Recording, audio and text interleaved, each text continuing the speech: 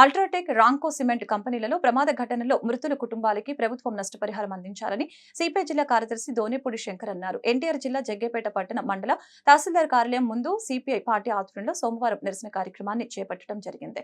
ఈ సందర్భంగా ఆయన మాట్లాడారు. పారిశ్రామిక కాలుష్య నియంత్రణ అధికారుల పర్యవేక్షణ లోపం వలన వివిధ కంపెనీలలో పనిచేస్తున్న కార్మికుల ప్రాణాలు గాలిలో కలుస్తున్నాయని తెలియజేశారు. ఈ కార్యక్రమంలో ఏఐవైఎఫ్ రాష్ట్ర అధ్యక్షులు పరుచూరి రాజేంద్ర బాబు, ఏఐవైఎఫ్ జిల్లా నాయకులు లంకా గోవిందరాజులు, సిపిఐ నియోజకవర్గ కార్యదర్శి అంబోజీ శివాజీ, పట్టణ కార్యదర్శి జూనేపోయిన శ్రీనివాసరావు, ముటికల శ్రీనివాసరావు, షేక్ జానీ తదితరులు పాల్గొన్నారు. పారిశ్రామిక భద్రతా చర్యలు చేపట్టడంలో ఇన్స్పెక్టర్ ఆఫ్ బాయిలర్స్ అనే అతను ఉంటాడు. ఆ ఇన్స్పెక్టర్ ఆఫ్ బాయిలర్స్ ఏం చేస్తున్నట్టు కాబట్టి రాంకో సిమెంట్ కానీ అలాగే అల్ట్రాటెక్ సిమెంట్లో చనిపోయేటువంటి వారికి కానీ గాయపడిన వారికి కానీ రాష్ట్ర ప్రభుత్వం ఒక 50 లక్షల రూపాయలు కాంపెన్సేషన్ నష్టపరిహారం ఇవ్వాలని చెప్పేసి కూడా ఈ సందర్భంగా మేము ప్రభుత్వాన్ని డిమాండ్ చేస్తున్నాం. ఇది చాలా దుర్మార్గమైనటువంటి పరిస్థితి కొనసాగుతూ ఉన్నది. ఇవాళ వర్షం పడి ప్రమాదాలు జరుగుతుంటే అంటే వాళ్ళు ఎన్నికలు లేవన్నా,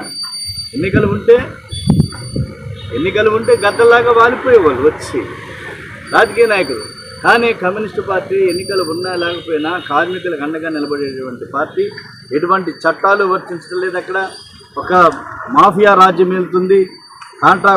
గ్రామ పెత్తందారులే కాంట్రాక్టర్లు, ఎవరిని లోపలికి చొరబడనీయరు.